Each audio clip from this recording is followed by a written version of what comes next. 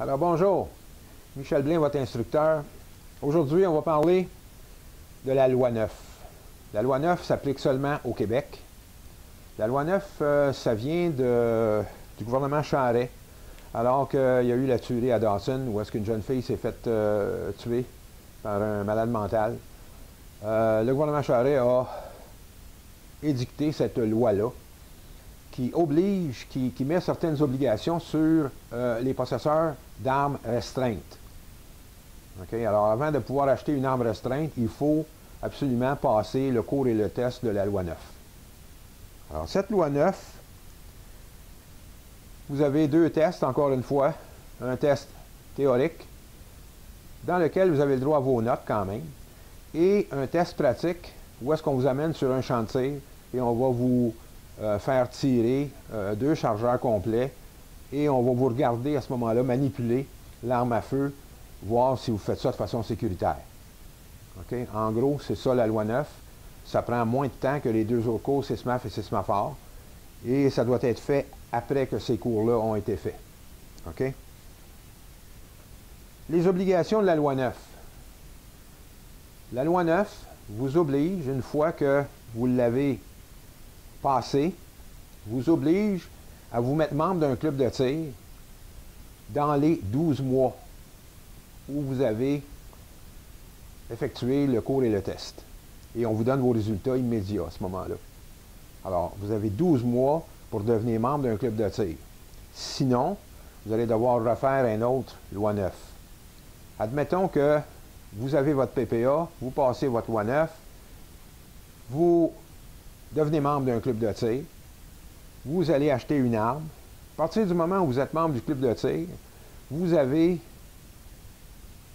12 mois, ou en tout cas dans le courant de l'année que votre abonnement va finir, pour aller tirer au moins une fois dans l'année. Okay? Cette obligation-là, elle est là pour tout le monde, pour tous les possesseurs d'armes restreintes.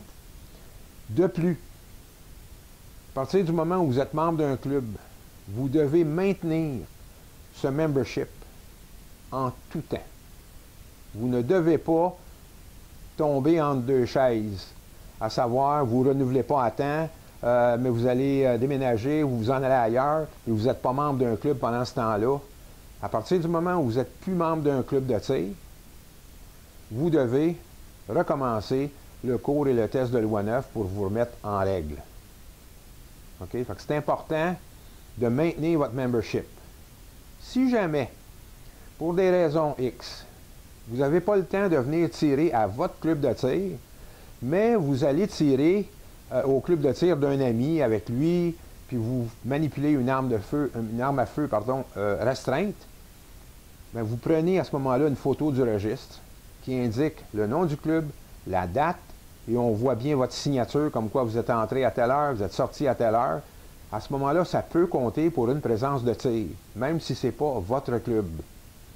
Si vous êtes quelqu'un qui fait des compétitions, à ce moment-là, vous allez dans un autre club, vous allez devoir vous inscrire, vous allez devoir être dans le registre, parce que vous êtes présent sur les lieux, vous êtes en train de faire une compétition. Et pour des raisons X, encore une fois, vous n'avez pas le temps d'aller faire une présence de tir à votre club, bien, la présence de tir que vous avez faite à la compétition, elle va compter pour une présence de tir. Okay? C'est pas compliqué, là, une présence de tir, c'est arriver sur le pas de tir, on sort son arme, on tire quelques balles, on serre son arme, on signe dans le registre, merci, bonjour, c'est fait. Si vous êtes un amateur sérieux, bien, vous allez venir plusieurs fois. Si vous êtes quelqu'un qui veut simplement posséder une arme à feu, à ce moment-là, vous avez fait les démarches et vous avez cette obligation-là tout le temps. Okay? Les clubs de tir ne sont pas obligés de vous accepter à partir du moment où vous ne renouvelez pas. Vous arrivez au bout de votre... La plupart des clubs finissent le 31 décembre. Vous arrivez au bout de votre 31 décembre, puis vous n'avez pas renouvelé. À ce moment-là, vous êtes considéré avoir abandonné vos privilèges.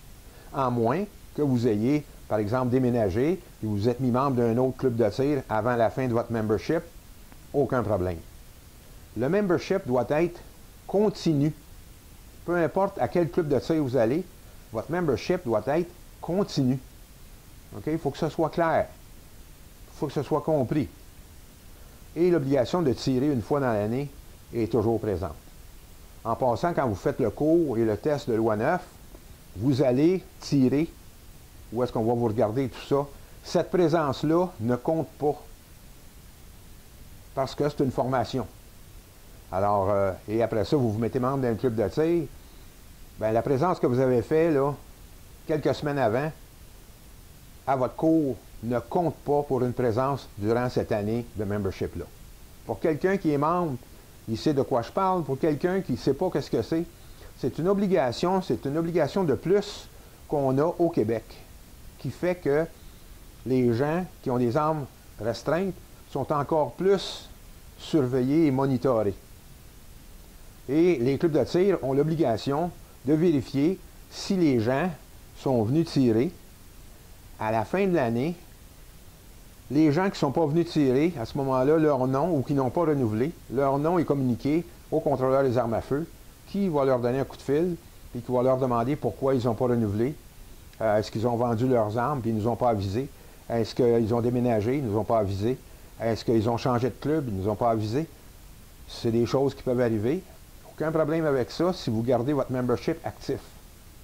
C'est ça qu'il faut retenir. Alors, j'espère que c'est clair, j'espère que ça vous aide pour vos démarches futures, si vous êtes en train de faire des démarches pour devenir un possesseur d'armes à feu. Bonne chance. Abonnez-vous à ma chaîne, comme ça vous allez savoir, vous allez avoir des notices comme quoi je fais des nouveaux vidéos. Il y a d'autres vidéos qui s'en viennent. Merci. À la prochaine.